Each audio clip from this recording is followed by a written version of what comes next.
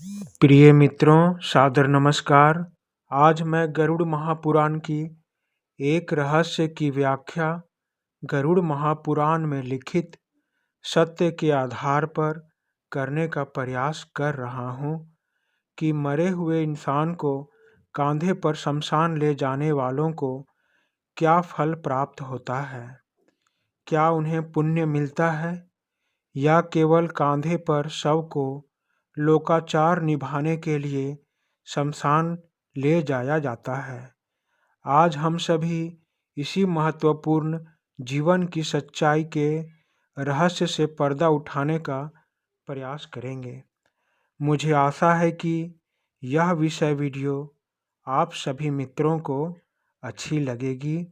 यदि यह वीडियो आप सबों को अच्छी लगे तो कृपया मेरे इस चैनल को सब्सक्राइब करके घंटी दबाकर ऑल पर क्लिक करें, जिससे मैं इसी तरह आप सबों की सेवा में सदा उपस्थित रहूं।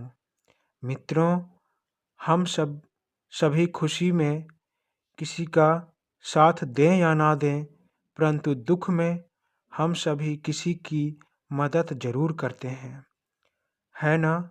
क्योंकि हम सब इस पृथ्वी के सबसे बुद्धिमान जीव हैं। यदि किसी के परिवार में किसी सदस्य की मृत्यु हो जाती है तो हमारा फर्ज होता है कि हम उसके शव को कांधा देकर अंतिम संस्कार के लिए शमशान तक ले जाएं। बाकी उस शव के कर्म का फल उसकी आत्मा जाने, परंतु हम अपना फर्ज जरूर निभाएं।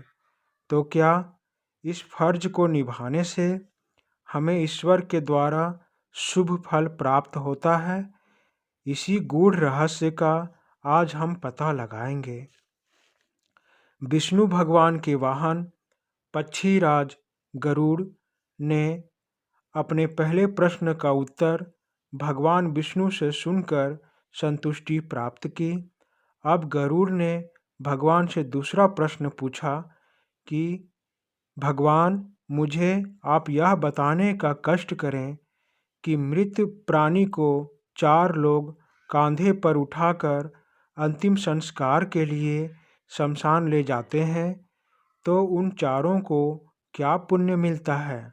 यह सुनकर भगवान विष्णु ने गरुड़ से कहा, हे भक्त शिरोमणि, तुम्हारा यह प्रश्न संसार के लोगों को ज्ञान देने वाला है। मृत प्राणी को अकेले शमशान नहीं ले जाया जाता, उसे 4 लोग शमशान ले जाते हैं। इसका रहस्य मैं तुम्हें बताता हूँ। ऐसा कहकर भगवान विष्णु गरुड़ को बताते हैं कि हे गरुड़, मरे हुए प्राणी को चारपाई पर सुलाने से उसके शरीर में भूत प्रेत, दुरात्मा, यम के दूत मृत शरीर में प्रवेश करते हैं। इसीलिए सबसे पहले भूमि को गाय के गोबर से तोपना चाहिए, फिर जल की रेखा से मंडल बनाकर उस पर तिल और कुश बिछाकर मृत व्यक्ति को जमीन पर सुलाना चाहिए। उसके मुंह में पंचरत्न, गंगा जल, तुलसी, सोने का द्रव्य डालने से उसे यमराज के पास जाने में थोड़ी सुविधा मिलती है।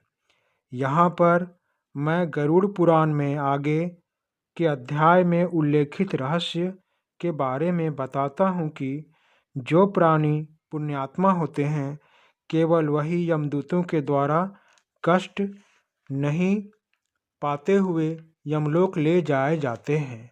बाकी के सभी दुरात्मा प्राणी अत्यंत घोर कष्ट भुगतते हुए यमदूतों के द्वारा यमलोक ले जाए जाते हैं।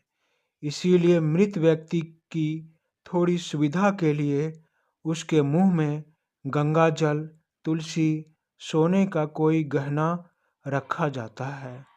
भगवान विष्णु गरुड़ की जिज्ञासा को शांत करने के लिए आगे बताते हैं कि कोई भी मृत व्यक्ति के पास शोक ना मनाए, क्योंकि ऐसा करने से शोक मनाने वालों की आंसू मृत व्यक्ति को पीना पड़ता है। उसके पास प्रभु का नाम लें, जब तक प्राण हो विष्णु का नाम लें।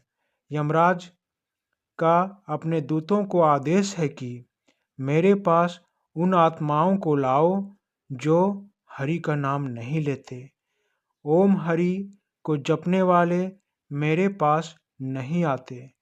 पापी मनुष्य जो नारायण को नहीं मानते, उनके कितने ही पुण्य कर्म उनके पापों को नहीं मिटा सकते।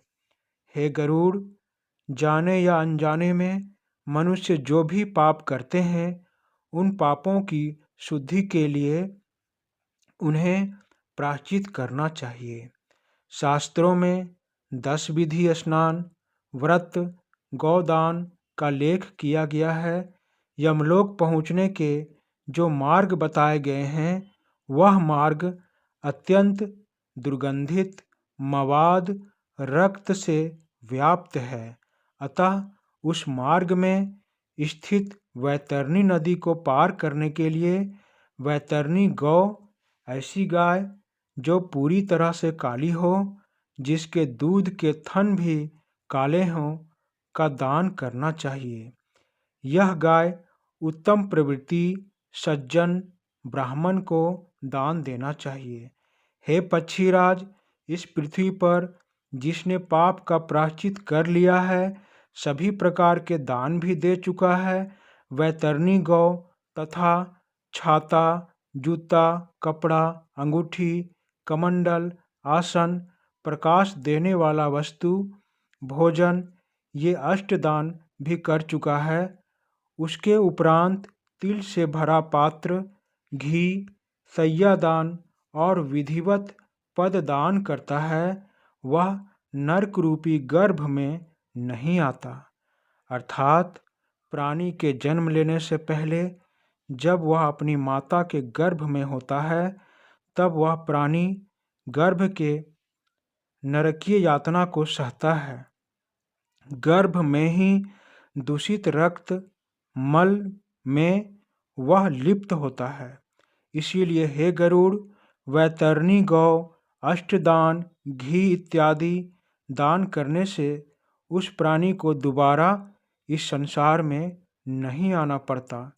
जो मृत शरीर को कांधा देते हैं, उसे हर कदम पर अश्वमेध यज्ञ का फल मिलता है। यदि मृत व्यक्ति को शमशान ले जाने वाले मनुष्य सज्जन हों, सदा सत्य का पालन करते हों, तो मृतक को सद्गति प्राप्त होती है और यमदूत उस पर दया करते हुए कम कष्ट देकर यमलोक ले जाते हैं। भगवान विष्णु द्वारा अपने प्रश्न का उत्तर पाकर गरुड़ संतुष्ट हो जाते हैं, पर गरुड़ के मन में इस रहस्य से जुड़ी एक नए प्रश्न पूछने की जिज्ञासा होती है। उस नए प्रश्न और उसका उत्तर हम सभी अगले वीडियो में जानेंगे। तब तक के लिए धन्यवाद मित्रों। यह विषय आप सबों को कैसी लगी मुझे बताएं। धन्यवाद मित्रों, धन्यवाद।